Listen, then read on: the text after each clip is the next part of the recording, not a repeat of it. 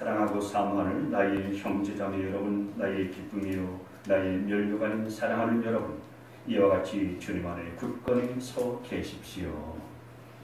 나는 유오디아에게 권면하고 순두계에도 권면합니다. 주님 안에서 같은 마음을 품으십시오. 그렇습니다. 나의 진정한 동지여, 그대에게도 부탁합니다. 이 여인들을 도와주십시오. 이 여인들은 클레멘드와 그 밖의 나의 동역자들과 더불어 복음을 전하는 일에 나와 함께 쓴 사람들입니다. 그들의 이름은 생명책에 기록되어 있습니다. 주님 안에서 항상 기뻐하십시오. 다시 말합니다. 기뻐하십시오. 여러분의 반응을 모든 사람에게 알리십시오. 주님께서 가까이 오셨습니다. 아무것도 염려하지 말고 모든 일을 오직 기도와 간구로 하고 여러분이 바라는 것을 감사하는 마음으로 하나님께 아뢰십시오. 같이 언급합니다. 그리하면 사람의 헤아림을 뛰어넘는 하나님의 평화가 여러분의 마음과 생각을 그리스도 예수 안에서 지켜줄 것입니다. 아멘. 오늘 우리가 보는 이 빌립보서의 말씀은 사도 바울이 빌립보 교회에 보낸 편지입니다. 사도 바울에게 있어서 이 빌립보 교회는 큰 기쁨이고 자랑이었었던 교회였습니다. 그런데 세상에 문제가 없는 곳이 없는 것처럼 아무리 사도 바울이 자랑스럽게 여겼었던 이 빌립보 교회에도 문제가 없었던 것이 아니었습니다. 문제가 있었는데 어떤 문제가 있었냐면 사도 바울이 2절에서 이같이 말씀하고 있습니다. 2절을 다시 한번 볼까요? 나는 유오디아에게 권면하고 순두기에게도 권면합니다. 주님 안에서 같은 마음을 품으십시오. 사도 바울이 지금 유오디아와 순두기에게 주 안에서 같은 마음을 품으라 이렇게 권면하고 있습니다. 이걸 바꿔서 말하면 같은 마음을 품으라 했으니 마음이 같은 마음이 아니라고 하는 거죠. 같은 마음이 아니라고 하는 것은 마음이 나뉘어져 있고 갈라져 있다는 거죠. 마음이 나뉘어져 있고 갈라져 있다라고 하는 것은 관계에 갈등이 있다라고 하는 것입니다. 그런데 빌립보 교회에서 이 유오디아와 순두계는 사실 아주 중요한 핵심적인 역할을 했던 일꾼들이었어요. 그래서 사도 바울은 이 두 사람에 대해서 이렇게 말하고 있습니다. 3절 중간에 보면 이 여인들은 글레멘드와 그 밖의 나의 동역자들과 더불어 복음을 전하는 일에 나와 함께 애쓴 사람들입니다. 그들의 이름은 생명책에 기록되어 있습니다. 사도 바울은 이 두 여인에 대해서 복음을 위해서 나와 함께 힘쓰고 애쓴 사람들이다 이렇게 소개를 하고 있어요. 그뿐만 아니라 이들의 이름이 하늘나라의 생명책에 기록될 정도의 하늘나라 백성된 사람들이었다라고 그렇게 말하고 있는 겁니다. 근데 이런 사람들이 무슨 이유 때문인지 몰라도요, 교회 안에서 서로 관계의 갈등을 일으키고 있는 거예요. 이 빌립보 교회 기존과 같은 두 일꾼들이니까 이들이 서로 관계 속에서 마음이 같이 되지 아니하고 갈등이 일어나니까 교회 분위기가 아주 싸늘한 거예요. 냉랭해졌습니다. 그래서 사도 바울이 이 편지를 빌립보 교회에 보내서 두 사람이 먼저 같은 마음을 품고 그리고 서로 화해하고 하나 될 것을 권하고 있는 겁니다. 여러분, 우리도 살다 보면은 이런 관계의 갈등을 느낄 때가 많이 있습니다. 사람이 처음부터 관계에 갈등이 생기는 것은 아니지요. 결혼해서 처음부터 관계가 갈등 속에 들어가는 그런 사람들은 그다지 많지는 않습니다. 근데 살다 보니까 부부간에 갈등이 생기는 거죠. 그리고 부모와 자식 간에 갈등이 생기고 또 이웃 간에 다툼과 갈등이 생기기도 하고 형제 간의 갈등도 생깁니다. 직장에서 윗사람과 아랫사람 사이에 갈등도 생기기도 하고요. 또 동료 간에 갈등이 생기기도 하죠. 그리고 오늘 빌립보 교회처럼 교회 공동체 안에서도 갈등이 생기는 것입니다. 자, 그런데 보통 우리가 이런 관계 속에서의 갈등이 생기면은 사람들은 그 갈등에 대해서 어떻게 대처하냐면은 대처하는 방법이 크게 세 가지더라고요. 첫째는 한번 열어봐 주시면은 관계가 그냥 어긋난 채로 그냥 사는 거예요. 넘겨주세요. 관계가 그냥 깨끗한 채로 그냥 사는 겁니다. 그러니까 어떤 노력도 하지 아니하고 그냥 어떻게 되겠지 이렇게 생각하면서 그 관계를 그대로 방치하면서 지내는 겁니다. 거의 대부분의 사람들이 이 경우에 속해요. 그런데 이 관계가 어떻게 되겠지 생각하고 방치하면서 지나가다 보면은 관계는 더 꼬이고 맙니다. 두 번째 또 이런 방법을 택해요. 이 관계가 좀 어긋나고 빗나가게 되어지면은 그 관계를 완전히 끊어버리고 사는 겁니다. 그 관계가 조금이라도 틀어지게 되어지면은 그것을 어떤 관계를 회복하려고 하고 개선하려고는 노력을 해야 될 텐데 그렇게 노력하지 않냐고 관계를 그냥 다 끊어버리는 거예요. 예를 들어서 직장 안에서 갈등이 생길 수가 있잖아요.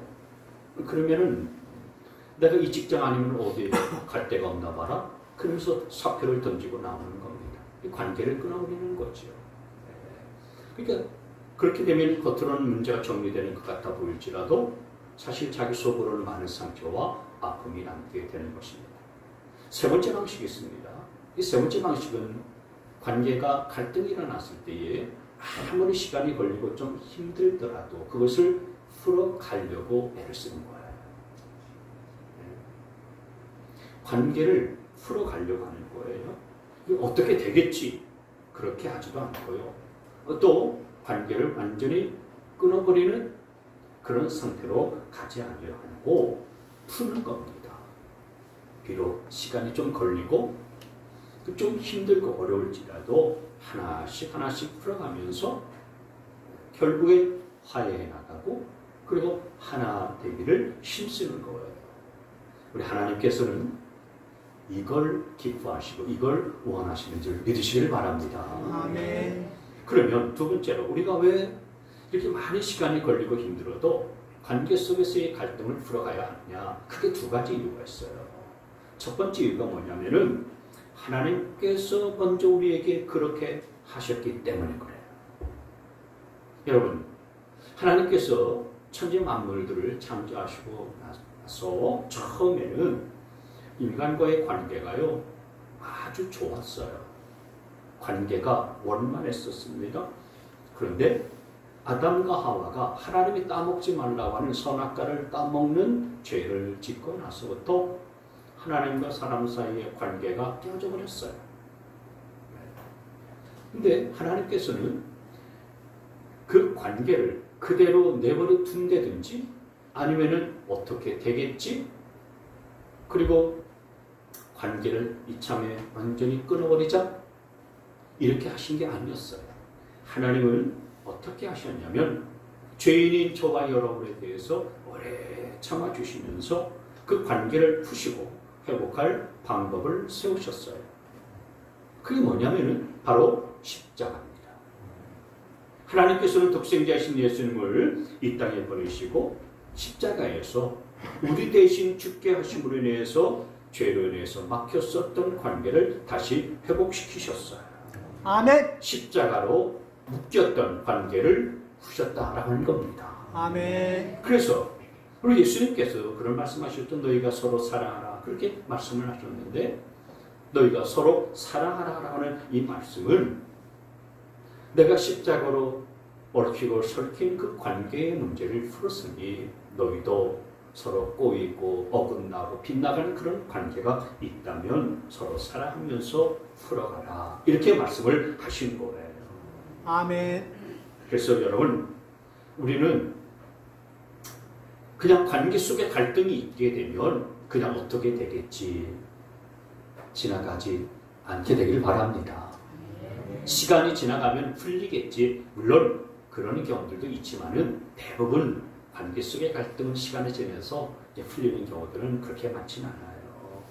그리고 또 관계 속에 갈등이 생겼다고 그래서 그 사람 안 만나면 되지, 그 관계를 내가 끊어버리면 되지, 그렇게 잘라버려서도 안 되는 겁니다.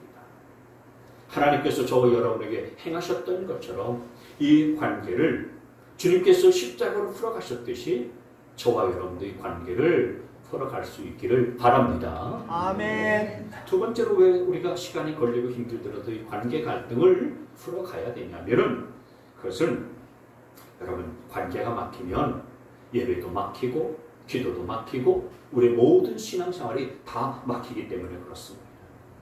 그래서 마태복음 5장 말씀에 보면 예수님께서 이런 말씀을 하셨어요. 마태복음 5장 23절 24절에 보시면, 그러므로 네가 제단에 제물을 드리려고 하다가 네 형제나 자매가 네게 어떤 원한을 품고 있다는 생각이 나거든. 24절에 넘기세요.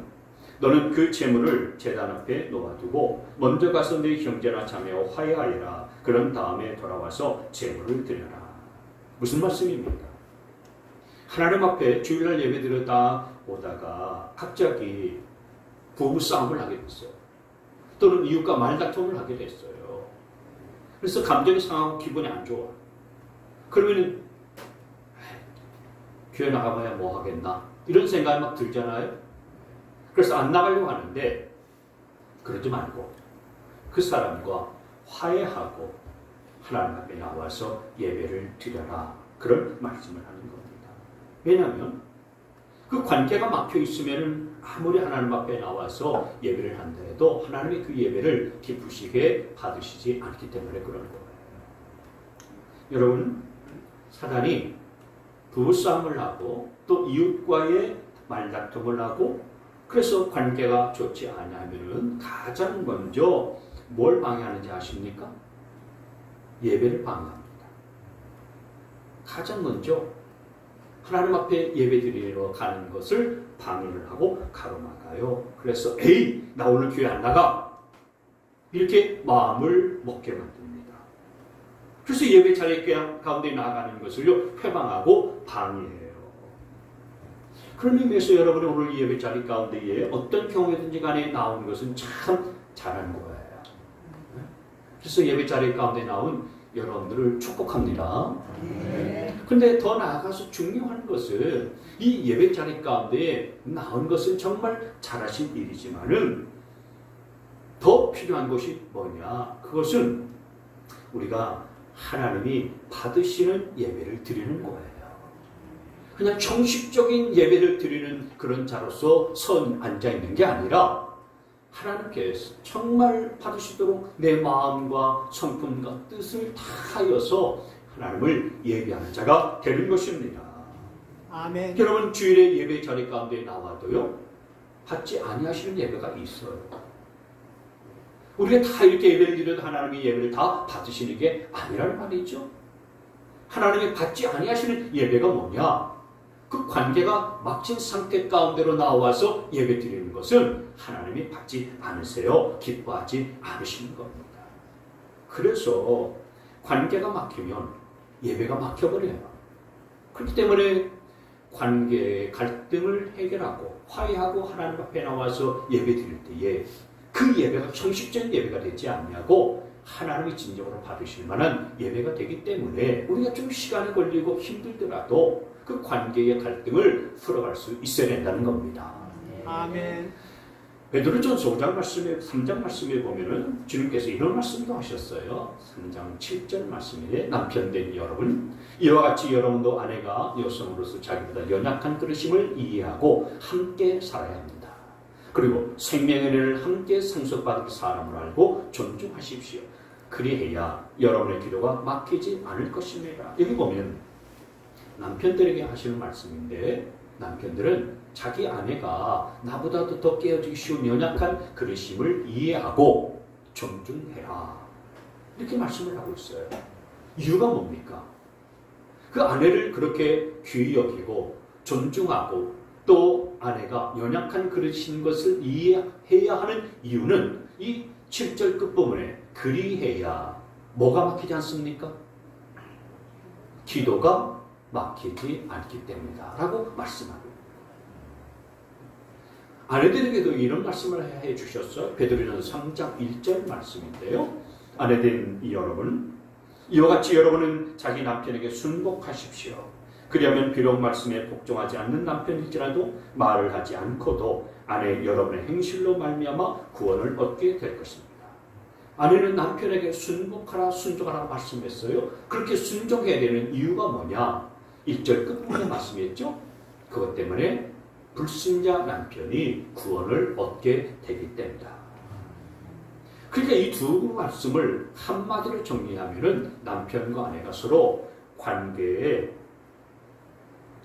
이 갈등이 있으면은 그 관계를 잘 풀어가고 그래서 좋은 관계를 맺어야 된다라고는 말씀인 것입니다. 왜요? 그렇게 해야 기도가 막히지 않고 전도가 막히지 않고 신앙생활이 막히지 않기 때문에 그런 겁니다. 여러분 가정에서 부부가 서로 다투고 싸우잖아요. 그러면 오늘 말씀처럼 일단 기도가 막혀요. 기도가 안 됩니다. 그리고 남편이 불신 남편일 경우에는요, 아무리 전도해도 전도가 먹히지 않아요. 전도가 안 되는 겁니다. 네가 나한테 한 게 뭔데? 네 행실을 보면 내가 교회 갈 것 같냐? 네가 믿는 하나님 나도 안 믿는다. 이렇게 나오는 겁니다. 그래서 부부관계가 막히지 않고 싸우거나 다투지 않고 설령 싸우거나 다투는 일들이 있을지라도 빨리 에베소서에 말씀하는 것처럼 해가 지기 전에 분을 풀어버리고 화해해야 되는 이유가 바로 거기에 있는 거예요. 관계가 막히면 기도가 막히고 전도가 막히고 예배도 막히고 모든 신앙생활이 다 막히기 때문에 신앙생활이 막혀버리면 우리 인생도 막히는 것입니다. 그래서 우리가 정말 관계를 귀중하게 여기고 소중히 여겨서 관계의 갈등 속에 있을 경우에는 반드시 이 시간이 지나고 시간이 좀 걸리고 힘들더라도요 반드시 풀어갈 수 있는 저와 여러분 되시길 바랍니다. 아멘. 그러면 이 관계를 풀어가는 데 있어서 꼭 필요한 게 뭘까요? 이 관계의 갈등을 풀어가는 데 있어서 꼭 필요한 것을 오늘 본문에서는 이렇게 말씀을 해주고 있어요. 5절 말씀인데요. 같이 읽겠습니다. 시작. 여러분의 관용을 모든 사람에게 알리십시오. 주님께서 가까이 오셨습니다. 한마디로 말하면 뭐가 있어야 되느냐? 관용이 있어야 된다라고 하는 거예요. 이 관용의 마음이 있어야 관계의 갈등을 해결하고 풀 수가 있다는 것입니다. 관용이라는 것이 뭡니까? 관용이라는 것은 내게 어떤 사람이 잘못했다든지 어떤 사람이 내게 손해를 주고 피해를 끼친 사람이 있다면 그 사람을 너그럽게 용서하고 이해를 하는 그런 태도지요. 이런 관용의 마음이 우리 가운데 있을 때에 인간관계 속에서의 갈등을 해결할 수가 있고요. 풀어갈 수가 있는 겁니다. 그러면 여러분 이런 관용의 마음을 어떻게 하면 우리가 우리 마음속에 담아둘 수 있을까요? 오늘 성경 말씀을 통해서 크게 두 가지의 방법을 말씀드리겠습니다. 첫째는 우리가 어떻게 하면 이 관용의 마음을 가질 수 있느냐? 우리 모두가 다 주님 안에서 믿음이 굳건하게 설 때에 관용의 마음을 가질 수가 있는 겁니다. 같이 한번 대질 한번 읽어볼까요? 자, 시작. 주님 안에 굳건히 설 때 관용의 마음을 가질 수가 있다. 여기 1절 말씀에 그랬어요. 1절 말씀을 시작. 그러므로 사랑하고 사랑하는 나의 형제자매 여러분, 나의 기쁨이요 나의 멸관인 사랑하는 여러분, 이와 같이 주님 안에 굳건히 서 계십시오. 아멘. 여기 보면 주님 안에 굳건히 서 계십시오라고 이렇게 권면하고 있잖아요. 이건 관용의 마음이라고 하는 것은 우리의 의지와 그리고 우리의 결단만으로 생겨나는 것이 아니라고 하는 거예요. 내가 주님 안에 굳건히 서 있을 때에 그런 관용의 마음을 가질 수 있게 된다라고 하는 것입니다. 아멘. 저와 여러분이 주님의 은혜 가운데 굳건히 서 있을 때에 이런 관용의 마음을 품을 수 있다는 사실들을 믿으시길 바랍니다. 아멘. 우리가 은혜를 충만하게 받고 그리고 그 은혜 속에 굳건하게 내 믿음이 서 있을 때에야 관용의 마음이 생기는 거예요. 그래서 우리가 이렇게 주님의 은혜 가운데 있기 이전에는 관계의 갈등이 있을 때 괴로웠어요. 내 마음속에 날카롭고 공격적이고 그리고 다른 사람을 위해서 쏴대는 그런 부분들이 있었어요.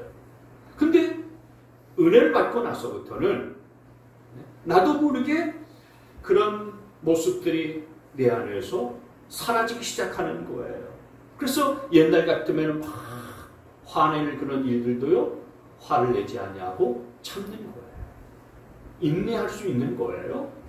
그리고 늘 티격태격 있었던 부부관계도요 좋아지고 다른 사람들의 관계도요 아주 좋아진 상태로 나아가게 되어지는 겁니다. 사람이 달라지는 거예요. 그 달라지는 모습이 그 사람의 얼굴 표정이나 말투에서 그 사람의 몸짓에서 보여지는 거예요. 우리가 주님의 은혜 가운데서 굳건하게 서게 되어지면요 이렇게 관용이 생긴다는 사실들을 기억하시기를 바랍니다.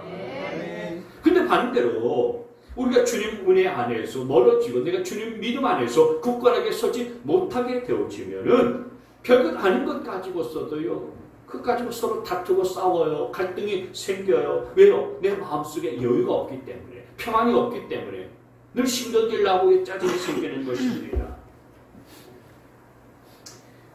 그래서 저와 여러분 안에 무엇보다도 주님 안에서 우리가 굳건한 믿음으로 온전하게 설 수 있게 되어지기를 주의 이름으로 축원합니다.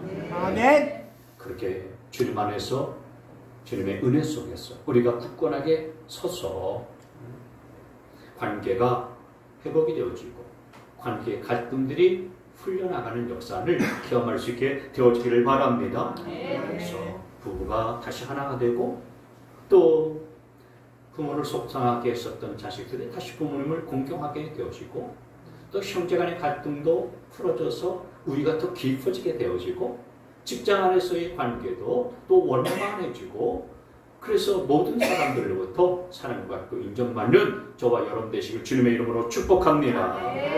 이런 관계가 회복이 되어질 때 하나님이 기뻐하시는 거죠. 여러분 과거 일제시대 때에 신사참배를 반대하고 거부했었던 많은 주의 종들이 있는데 그 중에서 안희숙 여사님이 있었어요. 여러분 신앙생활 하신 분들은 다 아시겠습니다만 지금은 전국에 가 계시지만 이번에 죽으면 좋으리라 라고는 이 유명한 간증집을 쓴 분으로 잘 알려져 있잖아요. 복음성가 중에 제 아내가 좋아하는 복음성가 내일일은 난 몰라요. 이 안희숙 여사님이 지은 복음성가잖아요. 내일일은 난 몰라요. 하루하루 살아요. 찬송도요. 안희숙 여사님이 모든 고난 속에서 내일을 하나님과 다 맡기면서 산다. 이런 그 믿음의 결단을 가지고서 지은 시거든요. 이분이 일제시대 때요. 일본의 동경 국회의사당에 들어가가지고요. 그 유인물을 뿌리면서 종교의 자유를 달라. 이 종교의 자유를 주지 않으면 나라가 끝내 망하고 만다. 그런 유인물을 뿌렸어요. 그래서 체포돼가지고 평양 형무소에서요 6년간 옥살을 했었던 독립투사예요. 이분이 이제 미국으로 건너가셔서 미국에서의 LA 한인침례교회에 세우셨고 김동명 목사님 사모님으로 계시다가 이제 하나님의 부르심을 갔는데 이분이 타주 간증 집회 때 사용했었던 말이 있어요. 그게 뭐냐면은 그럴 수도 있지라는 말이에요. 이게 책으로도 나와 있어요. 책 제목이 그럴 수도 있지네요. 그럴 수도 있지. 이 너도 나도 이런 말을 사용하지만 원조는 안희숙 여사님이에요. 안희숙 여사님이 이 말을 참 그렇게 사용했었어요.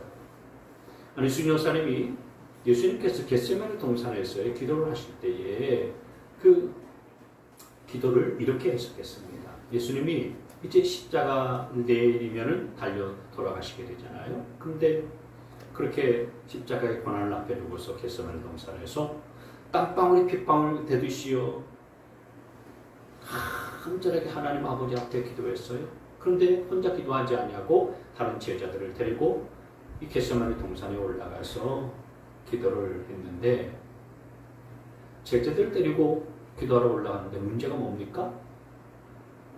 제자들은 예수님께서 여기에서 간절하게 그렇게 기도함에도 불구하고 제자들은 저쪽에서 졸고 자고 있었다는 거예요. 그래서 마가복음 14장 38절 말씀에 보면은 주님이 이런 말씀을 하시죠. 넘겨보세요. 시험에 들지 않게 깨어서 기도하라. 마음의 원이로되 뭐가 약하다고요? 육신이 약하다. 유명한 말씀이죠. 이 말씀을 안희숙 여사님은 이렇게 해석했어요. 너희가 기도해야 된다는 마음은 있지만 얼마나 피곤하면 자기니 그럴 수도 있지. 이렇게 해석을 한 겁니다. 너희가 기도해야 된다는 것은 알고 있겠지만 얼마나 고단하면 그렇게 졸고 자겠니? 그럴 수도 있지. 그러면서 이 안희순 여사님은 관계에 있어서 그럴 수도 있지라는 이 말 한마디 하면은 해결되지 않을 문제가 없다라고 그렇게 보셨어요. 그럴 수도 있지. 한번 따라서 할까요? 그럴 수도 있지. 시작. 그럴 수도 있지. 그래서 여러분 그 책을 보면요. 못생겼다고 흉보지 마라.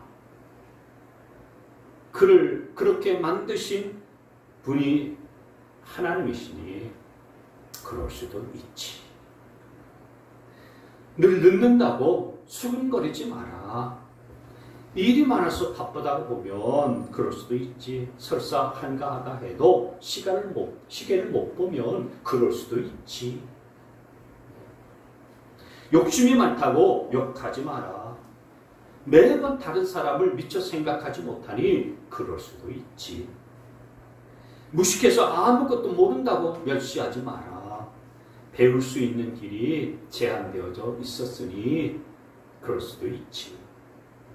인색하고 사랑이 없다고 미워하지 마라.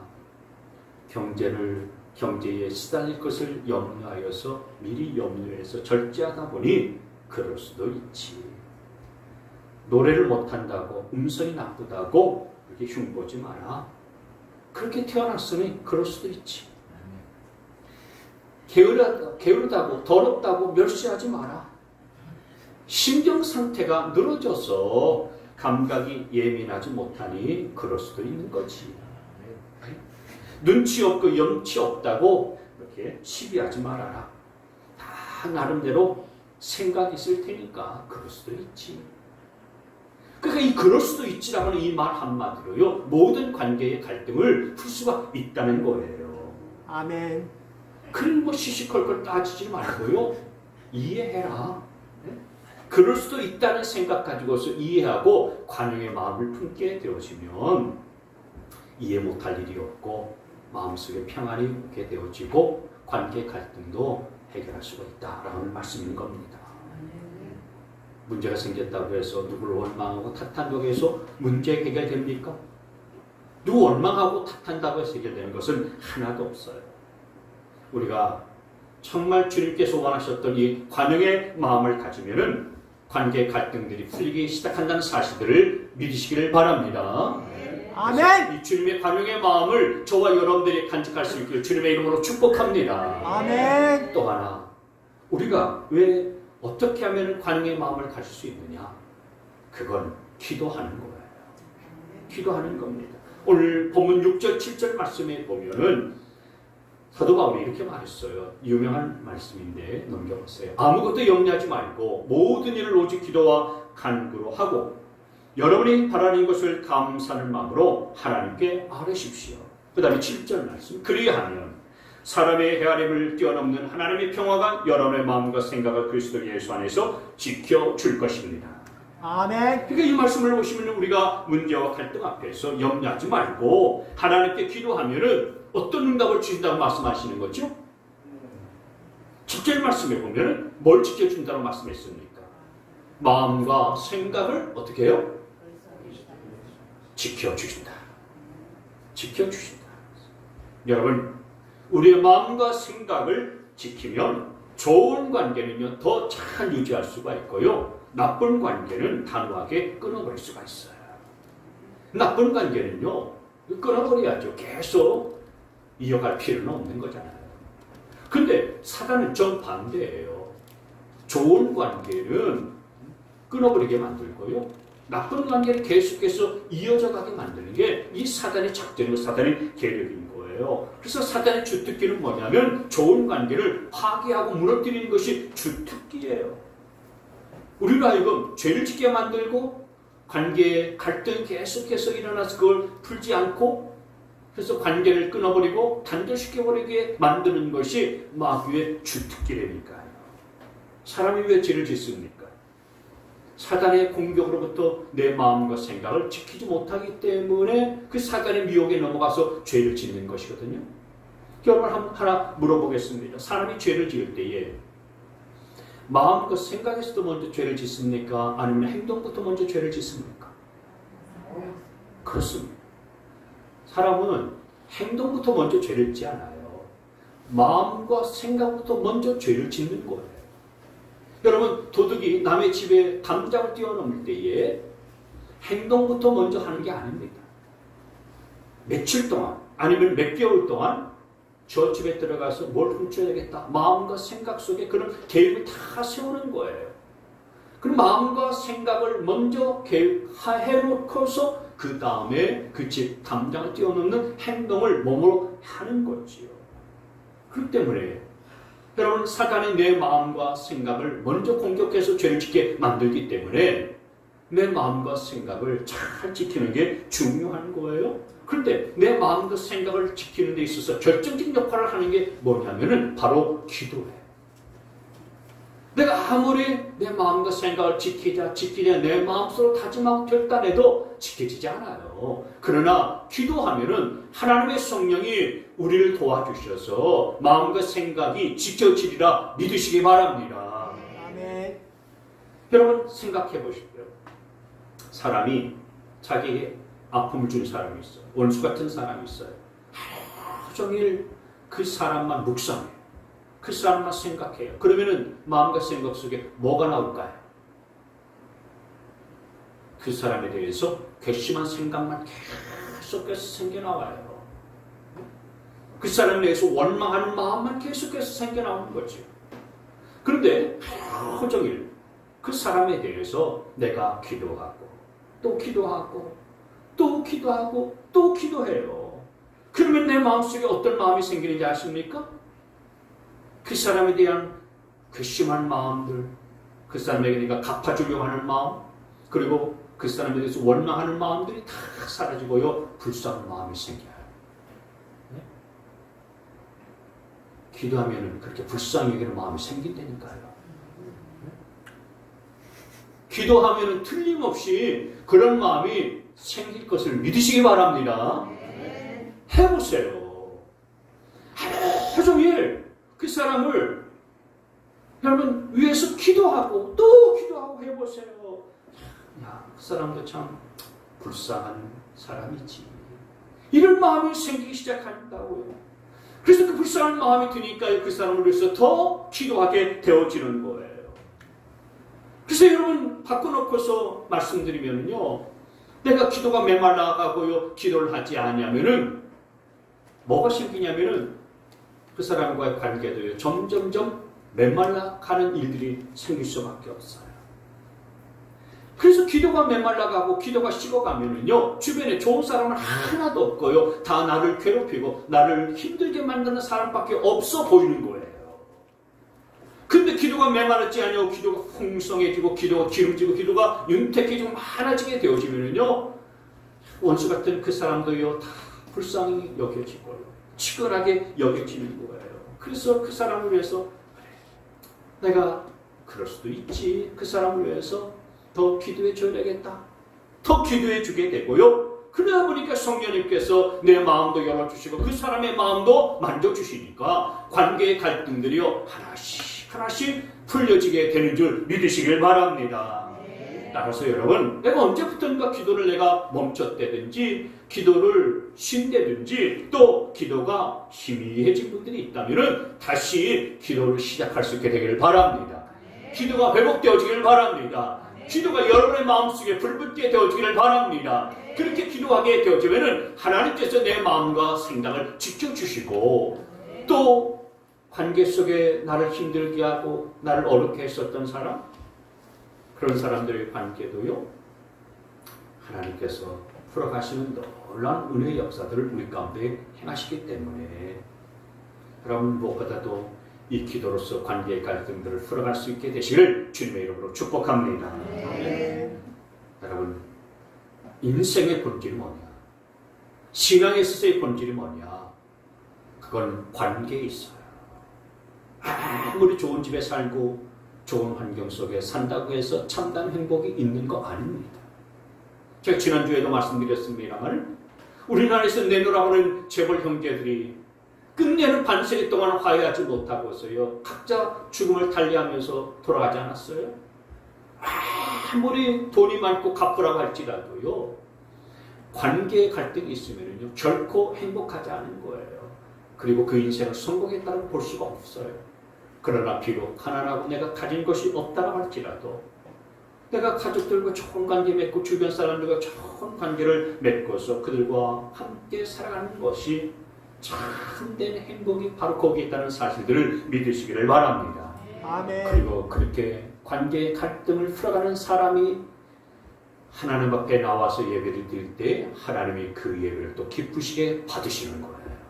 아멘. 그러니 사랑하는 성도 여러분, 우리의 관계가 막히면 예배도 막히고 기도도 막히고 전도도 막히고 우리 신앙생활에 다 막힌다는 사실들을 기억하고, 신앙생활을 막히면 내 인생도 막히는 거니까 무엇보다도 이 관계의 갈등들이 있을 때 그것을 풀어나가기를 힘쓸 수 있게 되어지기를 바랍니다.